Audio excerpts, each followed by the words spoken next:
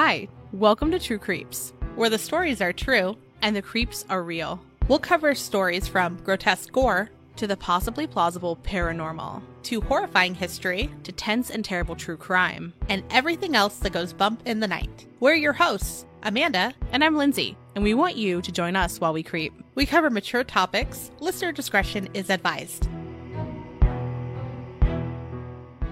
Hello.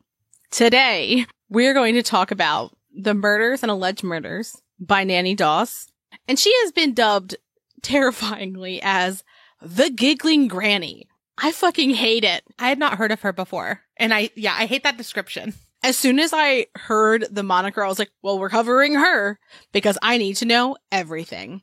Yeah. She's also been called Giggling Nanny, Jolly Black Widow, Lonely Hearts Killer, Lady Bluebeard, and Self-Made Widow. And she looks so innocent, right? She does. So before we get into the research, I just want to point out, we looked at a great many sources, and there are some inconsistencies throughout them. So sometimes they'll spell her last name differently. I think it's Hazel either way. It just is the E before the L or vice versa. As we discuss different parts of the case, if sources conflict, we'll talk about that too.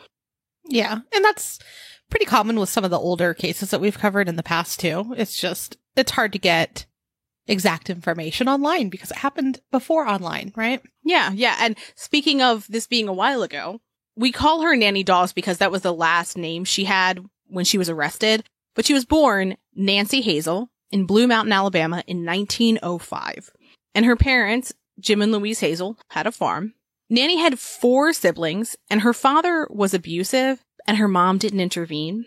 There are some sources that suggest that Jim wasn't Nanny's biological father, and most sources say that her mother was described as very warm and kind. When Nanny was just 7, she sustained a head injury when she accidentally slammed her head into a metal bar on the train. And then for years after that accident, she suffered from headaches, blackouts, and depression. Nanny and her sisters weren't really allowed to play with other children, wear makeup or fancy clothes, or to attend school regularly. And that resulted in Nanny having about a 6th grade education. When she was in her teens, she started daydreaming and reading romance magazines. Some sources say that Nanny was sexually assaulted more than once by men in the town, and that when she told her father, he didn't believe her. That's really sad. Which is incredibly sad, yeah. So let's move to her first marriage. Nanny married her first husband, Charlie Braggs, when she was 16, and they worked at the Linen Thread Company together. She married Charlie after only knowing him for just 4 months. That feels like a really short period of time to know someone before marrying them, especially at 16. Yeah, but I mean, like, back then, it was pretty quick, right? Yeah, that's fair. So, from 1921 to 1927, the two of them had 4 daughters together. It's a lot of daughters. Yeah. The family lived with Charlie's mother, who, unfortunately, was also abusive. Apparently, their relationship began to sour because his mother was very clingy, and Charlie was her only child. I feel like that could be the old-timey I Love a Mama's Boy show. It's the stupidest show ever made, but I can't stop watching. I don't think I've seen it. Boy, are you in for a treat. It's like a show that you never really have to pay full attention to. And that's like my type of show when I'm trying to like cook or do something, and that can be on in the background and I can pause for 5 minutes, watch a little bit of nonsense, and then continue on my day and not feel like I have to like rewind. Okay. I feel like I don't like any reality television that I watch, I'm going to watch with Ben, and we don't have enough time to watch everything we want to watch. So I'm like, I can add no more reality TV to this list. It's more of I'll turn it on while I'm like doing dishes, and Mike will tell me how stupid it is, but then he'll stand there for 10 minutes watching it to tell me how stupid it still is. So do we watch it together? No, but we kind of do. When I started watching The Bachelor, Ben was like, what's this? This is dumb. What are they doing? And then within 15 minutes, he was like, into it. And now we watch it together. But then the last season where it was a dude, we were like, we don't like him, and just stopped watching. That's fair. I've never actually gotten into that. I like trash TLC. It's a wild fucking time. Trash TLC is my jam. I mean, that's very fair. It's bad.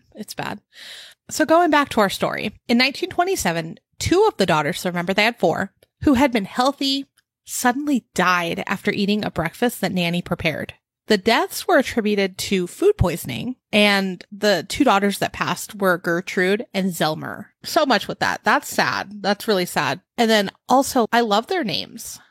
Oh yeah, all of the names of the children that they had were pretty fucking great. So after their deaths, some sources say that someone anonymously warned Charlie to not eat any food that Nanny prepared. I think that if 2 healthy humans died after eating something someone prepared, I would be hesitant to eat something that person made. When 2 people die in the same manner, it's odd.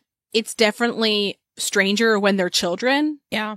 One person is bizarre, but they could have had an illness that you didn't know about. There could have been some type of like issue in their body. But both of them. Yeah, but them both dying at the same time. No. And you know what else is sad is thinking about that their deaths were just attributed to food poisoning. And just like that was a thing that people could die from, you know? That's weird. That's sad. Food poisoning is deadly. Years ago when I managed a coffee shop, I was food safe certified. And I had to take a class that ruined eating at other restaurants because yeah, they talked about like what types of things are dangerous. And it's like things like a little girl died after eating watermelon on a buffet because it hadn't been properly refrigerated. Yeah, the temperatures. And it never even occurred to me. Exactly. Sliced tomatoes can be dangerous. I wasn't thinking vegetables. No, veggies are like, I think the most common for food poisoning. Yeah, I mean, now I know that, but like, this was, oh my gosh, like 2010-ish? Forever ago. When I did this, there wasn't a like listeria outbreak about lettuce every other week. Oh, yeah, yeah. You eat fried, terrible food, you're going to be fine. You try to be healthy, you're going to die. But no, what I more meant was, like, now we have a lot to combat it versus then. You can have anti-nausea medicine, you can have an IV, you can have Gatorade, fucking liquid IV now, you know? Like, there's so much stuff you could do to prevent that. Where then, you know, when we did our strange doctoring episode. Oh my gosh. Just the weird shit that they were giving these kids and they were all dying. And now, you know, night and day difference. Yeah, that's fair. So he stopped eating what she was making. And soon after, Charlie and Nanny divorced and he moved out with their eldest daughter, Melvina. Again, great name. Nanny was left with their newborn daughter, Florine. All I kept thinking when I was reading her daughter's name was Fluoride. Mm-hmm. I also did the same thing. But Florine. Some sources report that Charlie ended their marriage because he was scared of Nanny, which, like, fair. So Charlie did return in late 1928 with a new girlfriend. And what he ended up doing was leaving Melvina with Florina and Nanny. And then the 3 of them went to live with Nanny's parents. Nanny then worked at a cotton mill so she could support her family. And if you're feeling a little bit feisty about Charlie right now, just like push it down because we're going to get to something where you're like, okay, I don't dislike you as much. I mean, I'm still not happy that you like left the children with her. Yeah, still not happy. But okay, you stepped up for this. So let's get into her second marriage. Nanny met Robert Frank Harrelson from Jacksonville, Florida, from the Lonely Hearts column. And this was basically kind of like a classifieds ad in there. And that's one of the reasons why she's called the Lonely Hearts Killer is because you're going to notice a pattern. Her in that Lonely Hearts column. Yeah. Like Craigslist, but old school. Yeah, I'm thinking more misconnections. Ooh, yeah. Which I love reading misconnections. What a fucking wild ride. But so Frank wrote Nanny love letters and poetry. And in return, she sent him risque letters. And I even saw where she sent him a photo, which I don't know if that's true or not, but he was like, here's poetry. And she's like, what'd it do? Like, let's go. And he was like, hell fucking yeah. And so they got married on October 22nd of 1929. So most sources don't talk about Florine after she marries Frank. Like, you don't hear about her again. And one of the sources that I saw said that soon after she married Frank, they just abandoned Florine. And she was just 2 years old. That's so sad. And that neighbors got a hold of Charlie and that he came and got her. So remember, I said that you'd maybe like him a little bit more. And then Florine didn't see her mother again for 9 years. That's so sad. Like a poor 2-year-old. And then he's like, I guess I'll pick this up. Right? It's better than being with Nanny. Well, yeah. So Her second husband, Frank, was an alcoholic who was physically, emotionally, and possibly sexually abusive. And they were married from 1929 to 1945. So It's a while. some other things happened during this time when they were married that aren't really related to their marriage, it's just in the kind of the timeline. It's believed that Nanny killed 2 of her daughter Melvina's children. Her granddaughter, who was very young, died in her arms. Some sources say that she was just hours old. Others say that it was like she was a day or 2 old because Melvina was still in the hospital and that's where she was visiting her. Melvina, who was coming off of drugs after giving birth, remembered seeing her mother stab the baby in the head with a hairpin. And she told other family members about it, but no one did anything. Horrific. You would think that, like, you could check for that. Exactly. I don't know whether she believed it herself. So 6 months later, Melvina lets Nanny, her mom, watch her remaining child, Robert. And he was 2 years old at this point. And he died of asphyxiation. So sad. Later, we find out that Nanny had taken out a $500 life insurance policy out on Robert. Of course she did. Yeah. So now let's talk a little bit about Frank. Frank died on September 15th of 1945 after Nanny poisoned his moonshine with rat poison. Oh, no. All right. So first off, that's really bad, obviously. I've been to Home Depot a lot this last week because we're building a pool. We've walked past the rat poison several times. And every single time it stresses me out that people can just buy it and that they like openly use it, because I keep seeing all these crazy posts about the kids getting into it, the dogs getting into it, animals that aren't supposed to be in it getting into it. Like it's so bad. I just can't comprehend why we still sell it. Also, rat poison in and of itself is pretty fucking gruesome. It is. Even if you're like just trying to kill rats, it's not a kind death. It's a pretty fucking horrific death. It's not. No, those and glue traps just piss me off. When I see them, like even like public places, I pick them up and throw them away. Like I check for something and then I just throw them away. Oh, I've definitely done that. Normally what they're catching is like poor little lizards that are killing bugs that you don't want in your establishment. Or it is getting like a little snake or a little, I've seen bunnies get stuck to them. They can't get themselves off once they're on it. No. It's a fucking cruel death. It's unnecessary. And the other thing is like, it's not as though there's like a poison mixed with that adhesive. They're simply starving to death. Yeah, it's disgusting. Yeah. Well, that was a tangent. So people thought that Frank had died again from food poisoning, not rat poison. We've seen conflicting stories that either Nanny used his life insurance payout to either buy land in Jacksonville, Florida, or that she fled to North Carolina.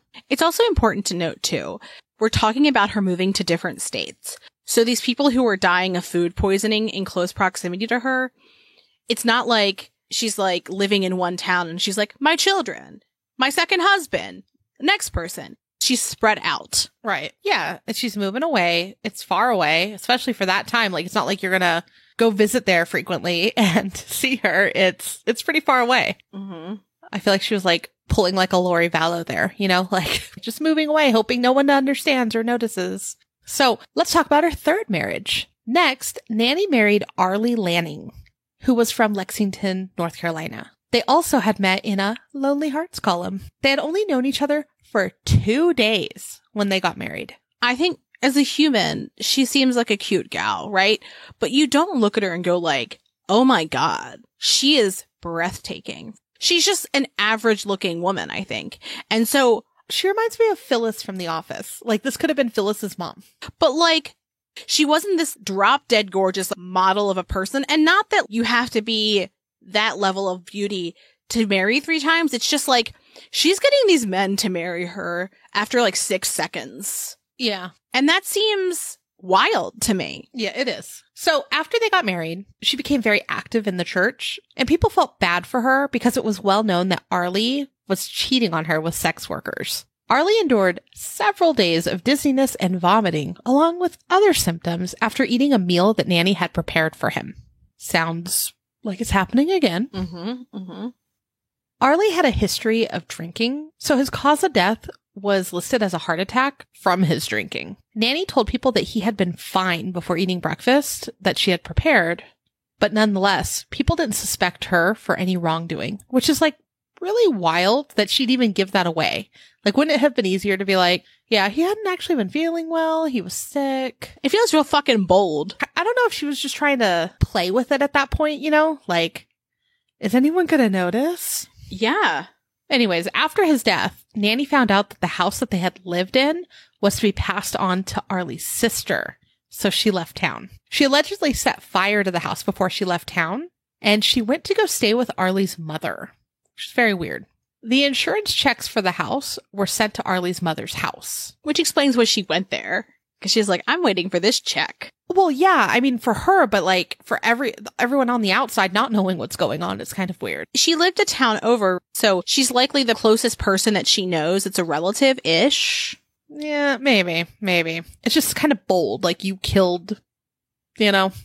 Oh, again, she's real bold. So after the check arrived, Arlie's mother unexpectedly died, if you can guess it.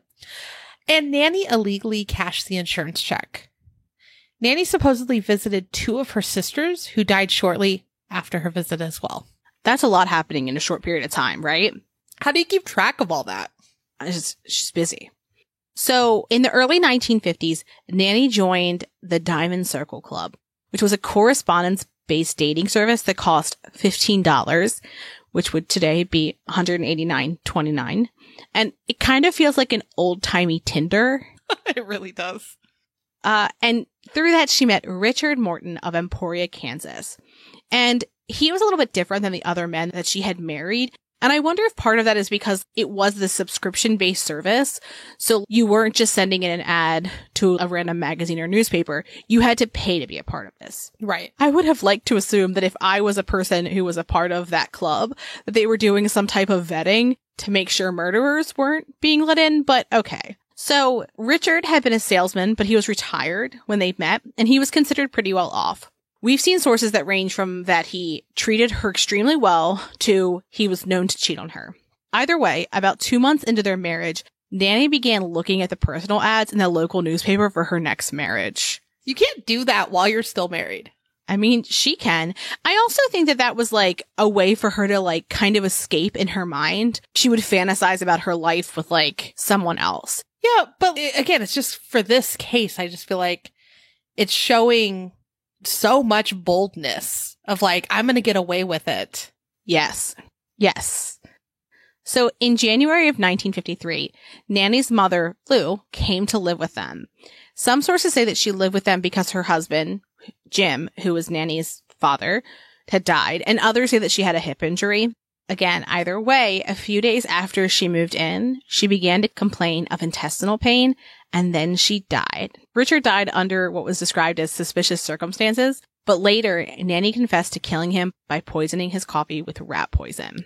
Ugh, that stresses me out. It's not even like she's changing it up. She's just doing the same thing over and over again. Yeah. So, what do you think she does after this? She gets married again. This is her 5th marriage, by the way, and that's to Samuel Doss from Tulsa, Oklahoma. And like her other husbands, he wasn't unfaithful, abusive, or an alcoholic. He was, however, extremely uptight and very, very serious. He was also very frugal with his time and his money. He did, however, tell her that she could only watch TV or read magazines if they were educational. Disrespectful. Right? No, what's the point? It's to escape. So, Nanny left Oklahoma to go live in Alabama, but Samuel begged her to return. He convinced Nanny to come back by saying that he would loosen up on the money, add her to the bank account, and that he would take out 2 life insurance policies on himself with her as the beneficiary. How is that like a come back to me? That's a red flag, Samuel. I will only come back if you take out life insurance policies and put me as the beneficiary. Why, Nanny? Why? Why does that need to happen? That's so weird. I understood the bank account part. I understood the, like, perhaps let me watch whatever the fuck I want to watch. But the insurance policies? Suspicious. Right? So suspicious. So then, after, Samuel spent a month in the hospital after eating prune cake that was laced with poison. Prune cake just sounds so awful. Prunes are delicious. I want like a chocolate cake. Or, like I posted, the s'mores cake, not prune cake.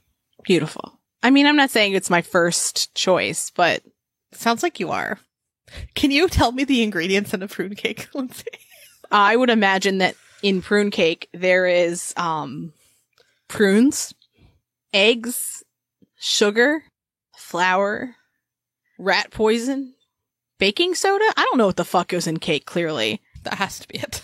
So after he spent the month in the hospital, he returned home, and Nanny killed him by poisoning his coffee. Ugh. So all of that healing just to be killed right when he got back. Yeah. I wonder, too, if after a while she started to get better about masking the taste of the rat poison. Because, of course, like, what does rat poison taste like? I've seen that it tastes slightly sweet to bitter.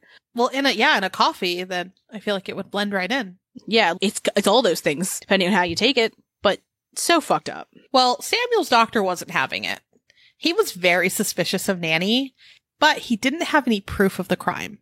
So what he did is he convinced her that she should let him perform an autopsy on the body. She, for some reason, agreed, and he found out that Samuel had a lethal dose of arsenic in his body. What's really interesting is one of the ways in which he, like, kind of convinced her to do it was that, so presumably, right, she has all of these people around her dying of food poisoning.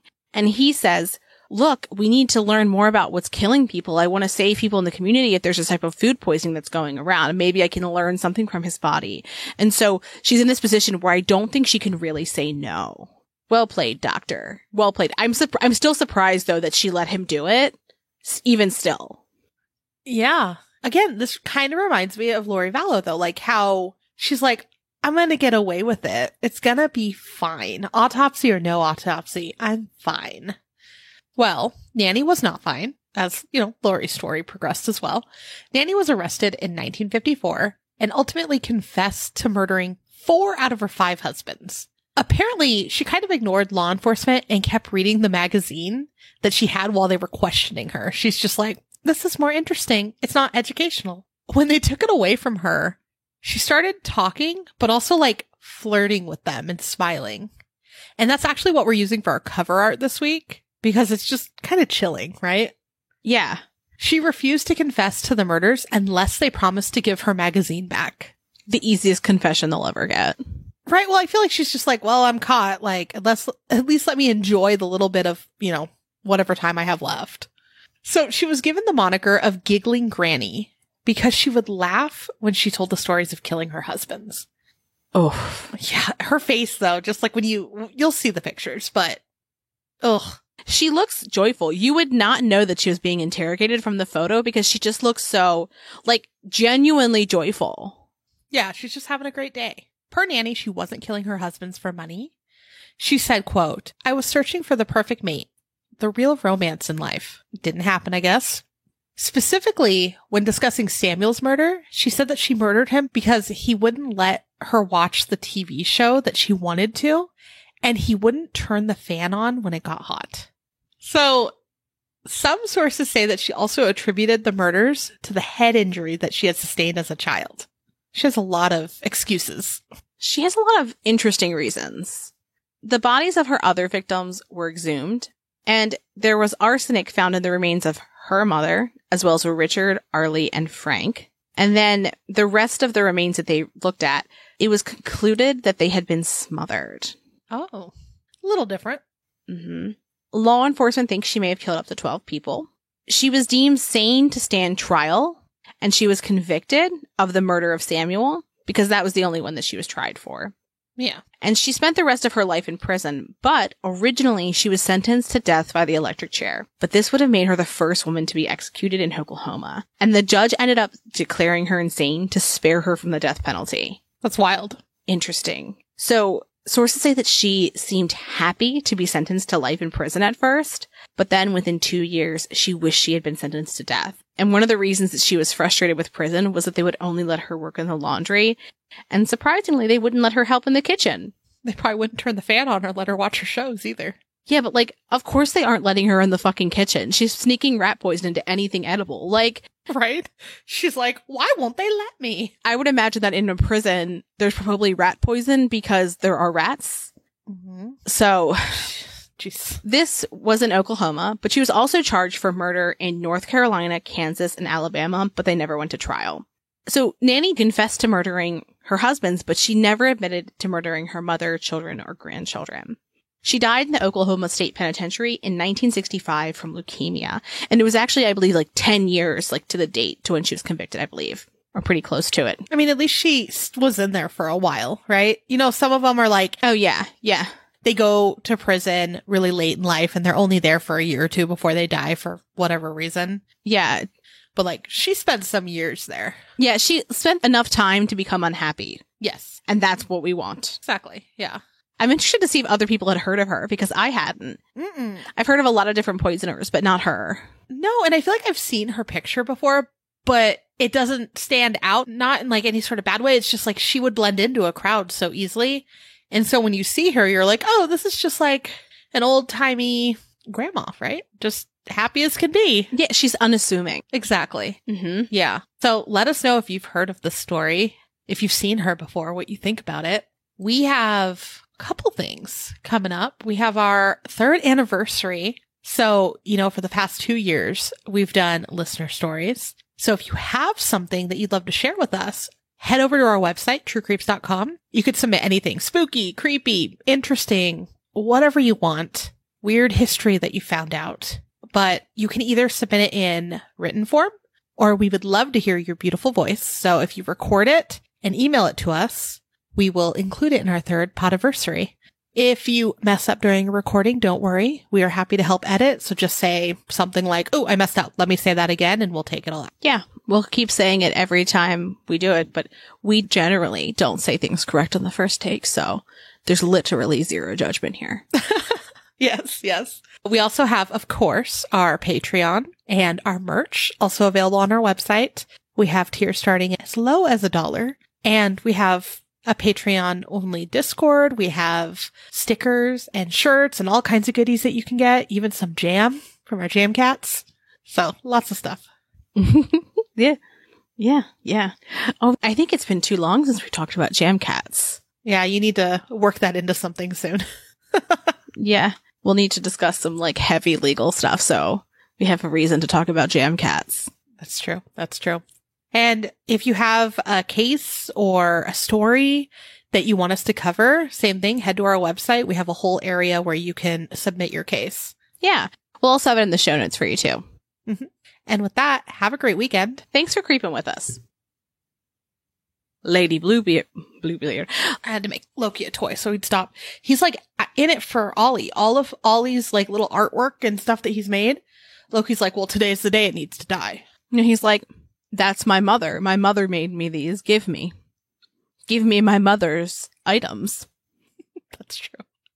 Oh, you heard him say, I'm his mother. Yes, several times. That's why I'm like, he's his mother. Okay. Yeah. It's very important to him. If I haven't brought it up, my son has a cat that he chose. It's his cat. The cat prefers him over everyone in the world. And when he was, I think like 3 when we got him, he would go, I'm his mom, and like carry him around. And so it's just like a running joke, but the cat is being insane as I'm trying to record. He needs his mother. Who is not you. It is not me. You his grandmama.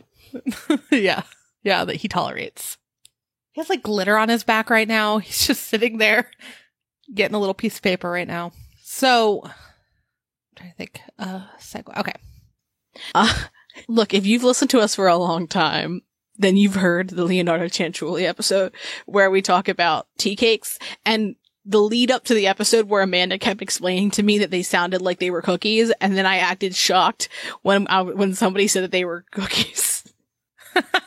No, I love it when she looks at a recipe and she's like, okay, that's it. That's a cake. That's a tea cake, not a cookie. That's the one.